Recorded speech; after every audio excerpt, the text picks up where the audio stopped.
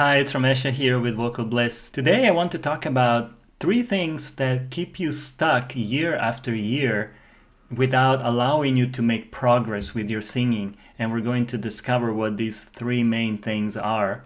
But before we do that, I'd like to ask you to subscribe to my channel if you haven't yet, so you won't miss any future videos that I put out. So what are the things that keep us stuck year after year?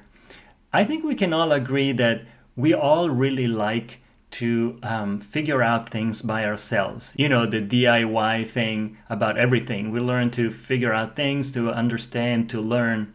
But there are some things that if we don't know, if we don't have guidance, if we don't have somebody showing us things, we might not even know what's possible.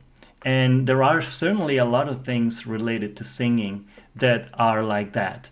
Things that I remember learning from my teacher that I didn't even know existed. I didn't even know that that was a thing that one had to learn or even know about. And honestly, there are people who were born with the ability to sing well. I've known very few in my life, but the ones I knew were really amazing singers, and they didn't know how they were singing. People were trying to learn from them, and they were saying, I'm sorry, I really don't know what I'm doing. I don't know how I'm doing it, so I can't really teach you. But that's very rare. For the most part, everyone needs at least some help in order to understand how to progress, how to improve, how to do things in a better way. So as I said in this video, I'm going to list 3 main issues that if you don't address them, they can keep you stuck year after year as you try to improve, but you don't know how to deal with these things.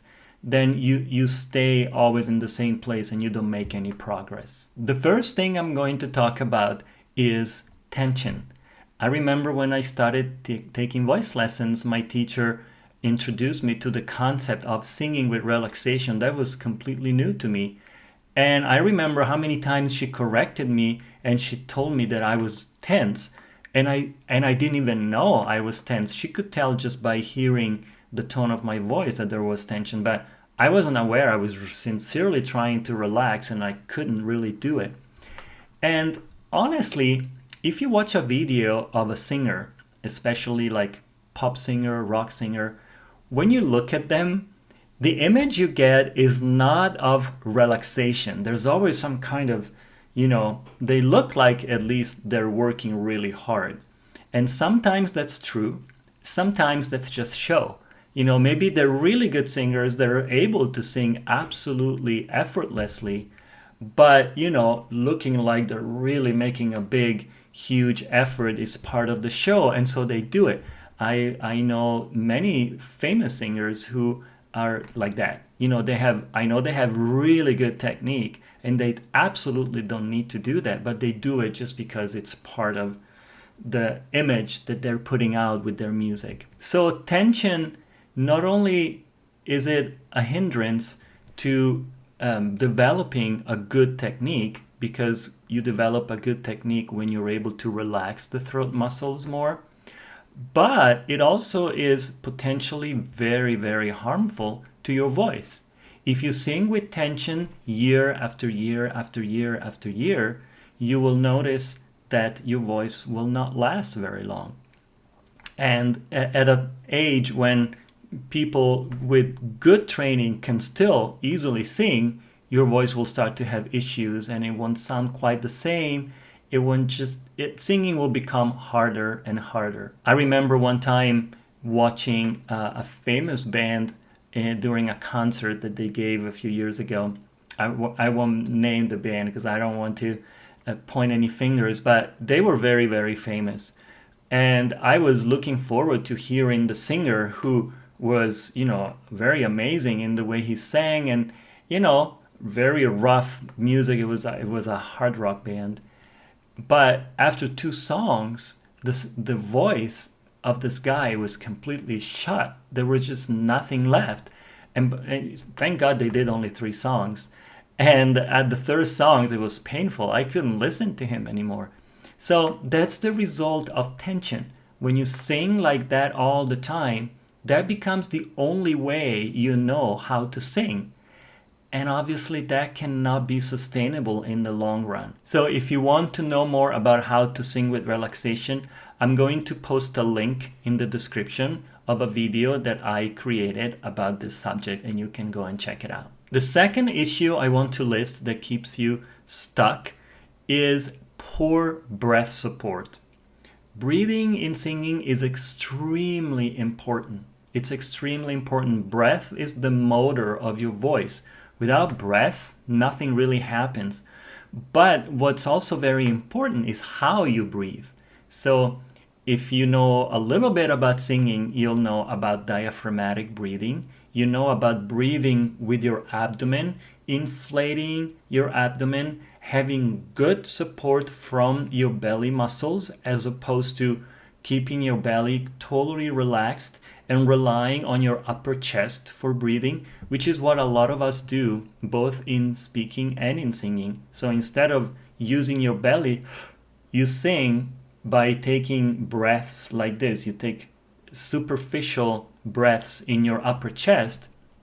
What that does is it doesn't have good support because these muscles are not designed to sustain and support the breath. You can take a breath here, but then there's nothing that helps the breath really pump through your vocal cords, so there's no real air pressure and the vocal cords cannot work very well.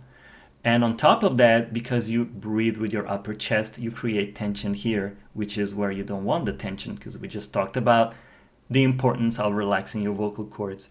But more importantly, if your vocal cords don't get enough breath, enough air pressure, they start to work in a funny way. And one of the things they do when they don't get a lot of air, instead of working by vibrating against each other to produce the sound, they start to kind of rub against each other too.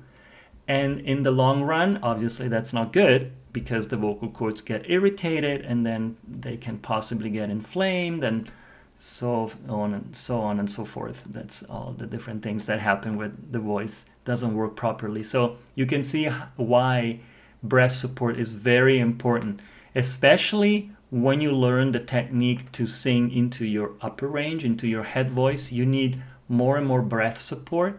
So if you don't have that, you can see what a serious obstacle that is to you learning to sing. So learn correct breathing technique. And once again, I'll put in the description a video where I talk about this more extensively. The third issue that prevents you from progressing with your singing, I left it at the end, but it's actually very, very, very important. And that is the not knowing how to use your head voice, not knowing how to transition into your head voice. Heck, when I started voice lessons, I didn't even know that such a thing existed. Back then the internet wasn't quite as popular, so it's not like people would go on Google and find these things. I didn't know about head voice. So my teacher had to tell me about it first, and then she had to teach me how to access my head voice. Before that, all I did, and this is what I'm about to talk about, all I did was sing everything in my chest voice. If this is what you do, you push your voice, you go higher, and you push and push and push as high as you can go. Usually it's not very high because the chest voice has a limit to how high it can go. And not only that, but the higher you go in your chest, the harder it gets. It's just not fun. And I remember those notes that they may or may not come out depending on the day, who knows what, but I couldn't really count on them. And this is what made it so frustrating to me. I was singing and I didn't know, okay, is that G gonna come out? I don't know. So learn how to transition into your head voice. This is probably the single most important part of vocal technique that I highly recommend everyone to learn, because it will allow you to relax everything. Relax, take away a lot of pressure from your voice. It allows you to go much, much higher than you would go if you'd use just your chest voice, and absolutely effortlessly. You cannot possibly explore your whole range without switching into your head voice, because you're gonna miss something up there for sure. So it's absolutely important. And again, there's a video that there's more than one, but I'm gonna post one below where I talk about that, and you can go and check it out.